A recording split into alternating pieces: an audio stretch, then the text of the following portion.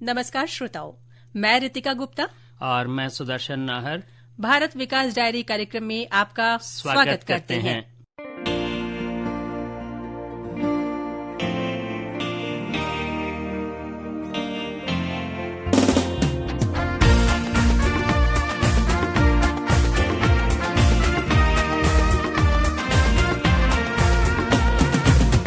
आज के इस अंक में हम आपके लिए लेकर आए हैं श्रीगंगानगर संसदीय क्षेत्र की जानकारी।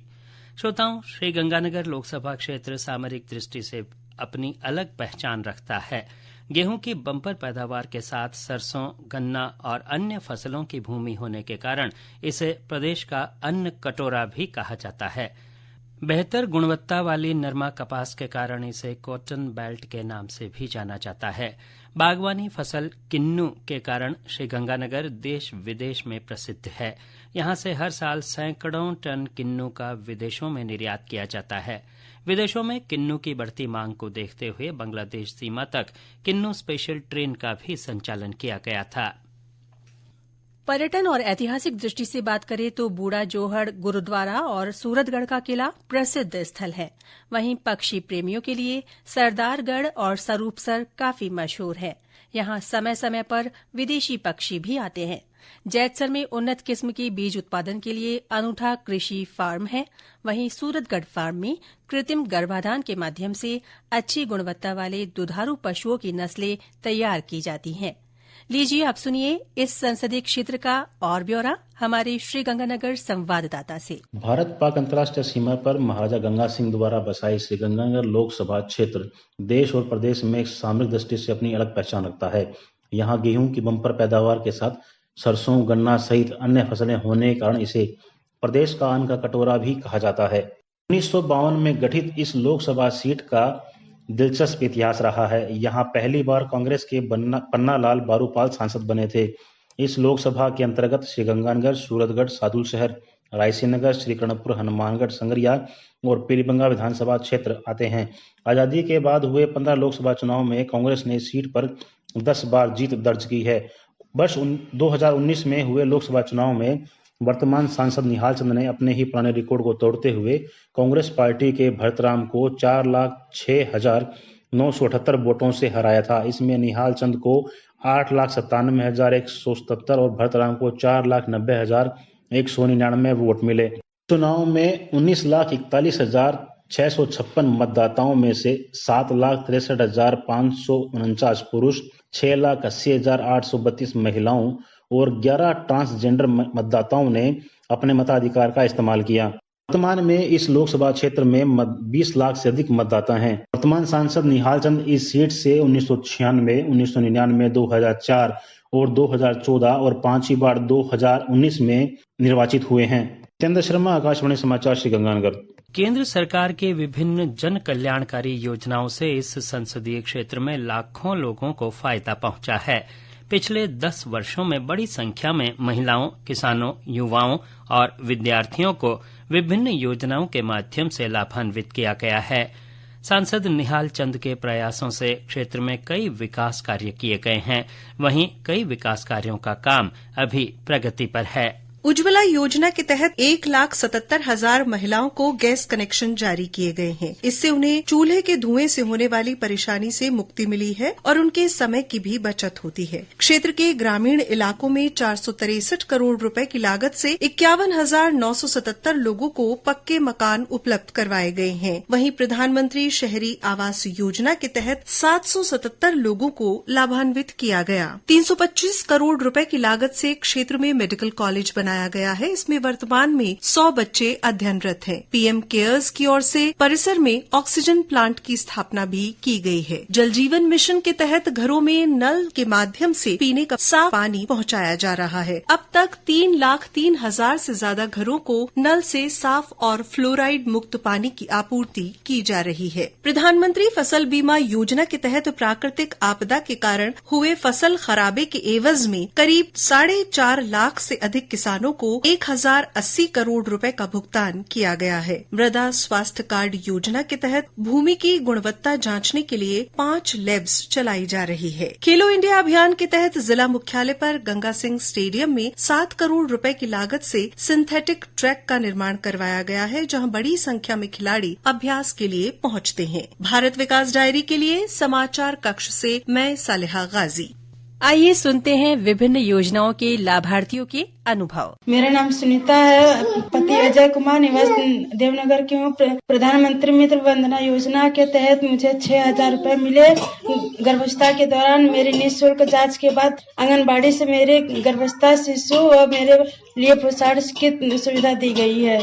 मैं नेहा, डॉटर ऑफ कालूराम साखला। मुझे प्रधानमंत्री योजना के द्वारा मकान बनाने के लिए पैसे मिले हैं और स्वच्छ भारत अभियान के तहत मुझे हमारे परिवार को सभी सुविधा प्राप्त की गई है। मेरा नाम कशिश पत्नी सुनील, निवासी देवनगर की हूँ। प्रधानमंत्री मातृ वंदना योजना के तहत मुझे 5,000 रुपए मिले हैं।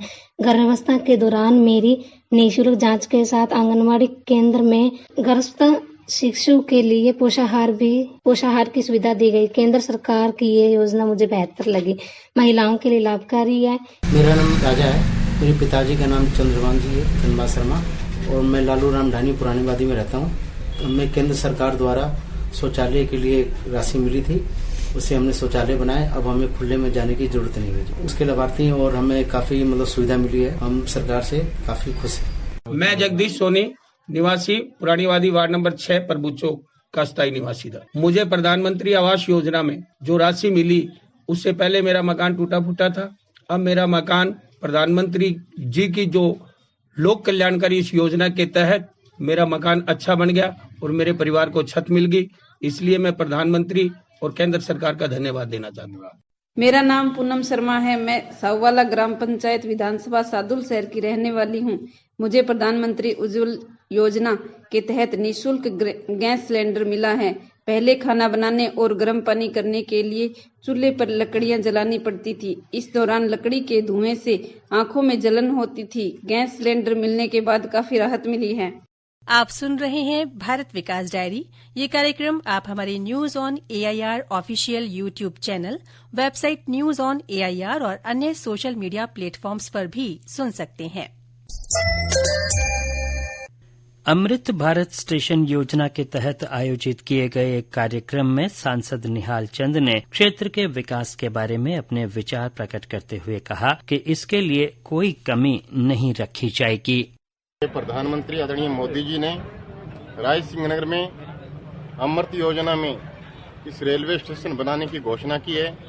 मैं देश के प्रधानमंत्री जी को धन्यवाद देना चाहूँगा कि राय सिंह नगर आज अमृत भारत रेलवे स्टेशन में आ रहा है। देश के 554 रेलवे स्टेशनों का पुण्य विकास होगा, जिसमें एक राय सिंह नगर भी है। और मैं एक बार फिर देश के प्रधानमंत्री जी को धन्यवाद देना चाहूँगा कि श्री गंगानगर में इतनी बड़ी सौगात केंद्र की सरकार ने और प्रधानमंत्री जी ने दी है। आज हमारे 4 रेलवे स्टेशन अमृत भारत योजना में बन रहे हैं। हमारा सूरतगढ़ में अभी एक मेंटेनेंस डिपो जो वंदे भारत का बन रहा है, 74 करोड़ रुपए की राशि केंद्र की सरकार ने दी है। और मैं समझता हूं कि जिस दिन वंदे भारत मेंटेनेंस डिपो सूरतगढ़ में बनकर तैयार हो जाएगा और उस दिन गंगानगर से भी वंदे भारत ट्रेनें की शुरुआत होगी। हमें यहाँ से दिल्ली पहुँचने में, यहाँ से जयपुर पहुँचने में हमें कुछ ही घंटे लगेंगे। सारी ट्रेनें बिजली की हो रही है। यहाँ पे भारतमाला बन रही है, केंद्र की सरकार की घोषणा के मुताबिक बन रही है। यहाँ पे ग्रीन कॉरिडोर बना, केंद्र की सरकार की घोषणा के मुताबिक बना। यहाँ हमारे दोनों जिलों में मेडिकल कॉलेज बना है, तो केंद्र की सरकार की योजना से बना है। मैं मेरे क्षेत्र की तरफ से, जनता की तरफ से देश के प्रधानमंत्री जी का एक बार मैं फिर धन्यवाद करना चाहूँगा कि इतनी बड़ी सौगात राय सिंह नगर में उन्होंने दी है। अमृत भारत स्टेशन योजना में राय सिंह नगर को लिया है और ये सबसे सुंदर और world class railway station Rai Singh Nagar में बनेगा। सांसद के प्रयासों से भटिंडा, संगरिया, हनुमानगढ़ और पीलीबंगा होकर सूरतगढ़ तक रेल मार्ग के विद्युतीकरण का काम पूरा किया जा चुका है। इसका ट्रायल भी किया जा चुका है।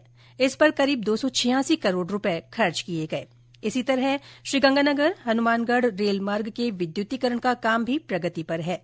श्रीगंगानगर रेलवे स्टेशन पर यात्रियों को बेहतर सुविधाएं मिले, इसके लिए लगभग 32 करोड़ रुपए खर्च कर कई तरह की सुविधाएं विकसित की गई हैं। श्रीगंगानगर में रेलवे मैकेनाइज्ड लॉन्ड्री भी स्थापित की गई है।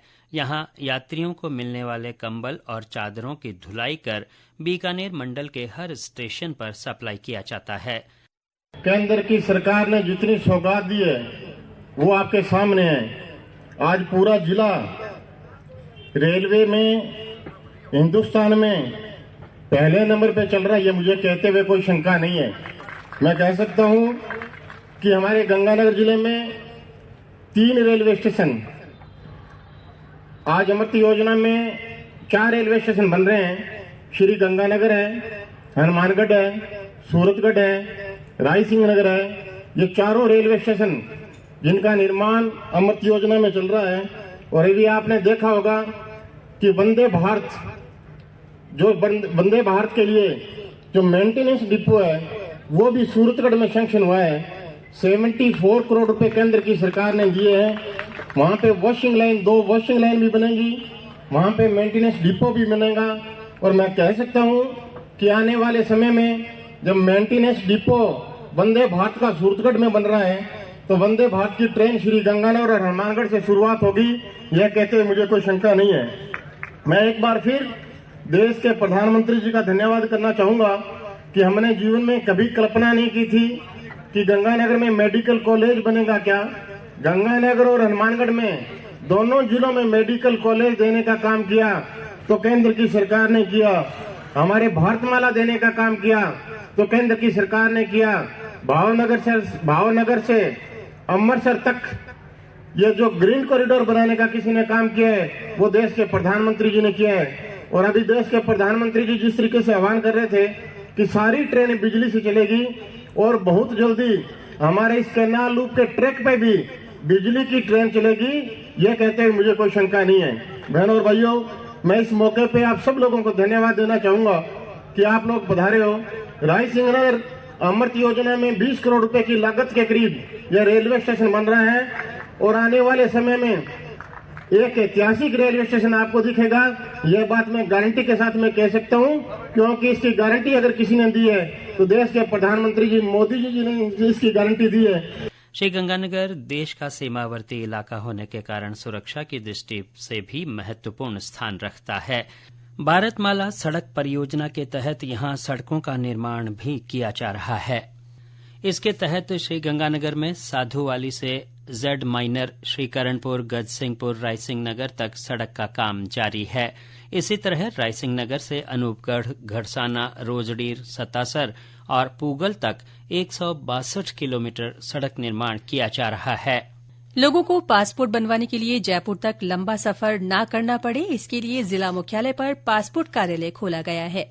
सौर ऊर्जा की अपार संभावना को देखते हुए जैतसर में 107 मेगावाट के सोलर पावर प्लांट का काम जारी है। प्रदेश को पंजाब से अपने हिस्से का पूरा पानी मिले, इसके लिए केंद्र सरकार ने गंग कैनाल के फ्लो मीटर को खका हेड पर लगाने की मंजूरी दे दी है। इससे पानी की चोरी पर लगाम लगेगी और अब प्रदेश को अपने हिस्से का पूरा पानी मिल सकेगा। श्रोताओं, आज के कार्यक्रम के माध्यम से आपने जाना कि किस तरह श्रीगंगानगर लोकसभा क्षेत्र में विकास के विभिन्न कार्य हुए हैं। उम्मीद है कि आपको हमारे कार्यक्रम के माध्यम से कई महत्वपूर्ण जानकारियां मिली। कार्यक्रम से जुड़ने के लिए आप सभी श्रोताओं का बहुत बहुत आभार। फिर मिलेंगे भारत विकास डायरी की नई कड़ी में एक अन्य संसदीय क्षेत्र के ब्यौरे के साथ। आपको ये कार्यक्रम कैसा लगा, इस बारे में अपने विचार हमारे ईमेल rnujpr@gmail.com पर जरूर भेजें। अब दीजिए इजाजत। नमस्कार।